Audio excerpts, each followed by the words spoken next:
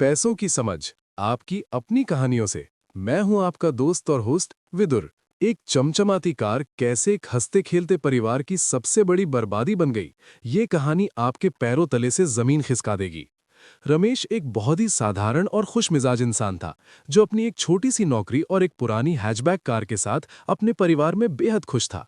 उसकी जिंदगी में गहरा सुकून था, कोई फालतू का दिखावा नहीं था, और उसका छोटा सा परिवार हर छोटी चीज में अपनी खुशियां ढूंढ लेता था। हर महीने की सैलरी आने पर वो लोग कुछ पैसा बचाते थे और बाकी से अपनी जरूरतें पूरी कर लेते थे। लेकिन उसकी इस शांतिपूर्ण दुनिया में एक बहुत बड़ा भूचाल तब आया, जब उसके पड़ोसी शर्मा जी ने एक ब्रांड न्यू और बेहद महंगी लग्जरी एसयूवी कार खरीद ली। शर्मा जी की उस नई कार ने पूरे मोहल्ले का ध्यान अपनी तरफ खींच लिया और हर कोई सिर्फ उसी की तारीफ कर रहा था। ये सब देखकर रमेश के अंदर अचानक एक अजीब सी और गहरी हीन भावना पैदा हो गई। उसे लगने लगा कि उसकी पुरानी और छोटी कार अब समाज में उसकी कोई इज्जत नहीं छोड़ रही है और लोग उसे एक बेहद गरीब इंसान मान रहे हैं। दुनिया की नजरों में अपनी झूठी अमीरी साबित करने की एक अंधी जिद रमेश के दिमाग पर बुरी तरह हावी हो गई। बिना अपनी असली कमाई और भविष्य के खर्चों का हिसाब लगाए वो अगले ही दिन शहर के सबसे महंगे कार शोरूम में पहुंच गया। अपनी हैसियत से बहुत बाहर जाकर उसने पूरे 7 साल के एक बेहद भारी भरकम लोन पर उस शोरूम की टॉप मॉडल एसयूवी बुक कर दी। जब रमेश अपनी उस विशाल और नई कार को घर लेकर आया तो मोहल्ले वालों ने खूब तालियां बजाई और उसका सीना झूठे गर्व से चौड़ा हो गया।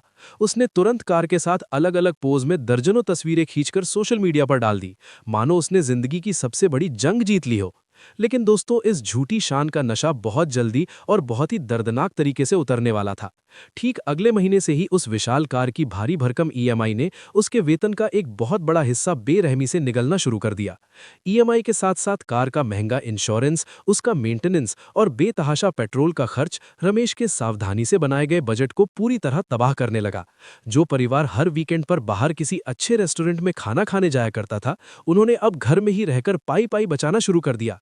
रमेश की समझदार पत्नी ने उसे कई बार प्यार से समझाया कि ये कार उनकी जरूरत नहीं, बल्कि उनके गले की एक जानलेवा हड्डी बन चुकी है। लेकिन रमेश कुछ नहीं समझा। उसकी इस झूठी दुनिया पर असली तमाचा तब पड़ा जब एक दिन उसकी 7 साल की मासूम बेटी स्कूल से एक लाल रंग का नोटिस लेकर आई। उस नोटिस में साफ शब्दों में लिखा था कि अगर कल सुबह तक स्कूल की बची हुई फीस जमा नहीं हुई तो बेटी को फाइनल परीक्षा में बिल्कुल नहीं बैठने दिया जाएगा। रमेश ने उसी वक्त घबराकर अपने फोन में अपना बैंक बैलेंस चेक किया तो उसमें सिर्फ कुछ 100 रुपए ही बचे थे। वो भागकर अपनी उसी चमचमाती कार में जाकर बैठा और स्टीयरिंग व्हील पर सिर रखकर एक छोटे बच्चे की तरह फूट फूट कर रोने लगा। आज पहली बार उसे ये बात समझ आ रही थी कि जिसे वो अपनी सबसे बड़ी इज्जत समझता था, वो असल में उसकी सगी बेटी के भविष्य से भी ज्यादा भारी थी। उसी शाम मैं एक चाय की टपरी के पास से गुजरा और मैंने रमेश को वहां अपना सिर पकड़े बेहद हताश और उदास बैठे हुए देखा। मैंने उसके पास जाकर उसे एक कप चाय पिलाई और प्यार से समझाया कि मेरे दोस्त, यही फेक रिच यानी झूठा अमीर दिखने की सबसे खौफनाक कीमत है। जो संपत्ति समय बीतने के साथ अपनी कीमत तेजी से खो देती है, उसे सिर्फ लोगों को दिखाने के लिए महंगे कर्ज पर खरीदना दुनिया की सबसे बड़ी बेवकूफ़ी है।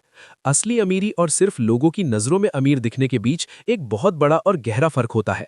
जो लोग सच में अपनी जिंदगी में अमीर होते हैं, वे अपना पैसा हमेशा उन चीज़ों में लगाते हैं जो भविष्य में उन्हें और ज़्यादा पैसा कमा कर दे।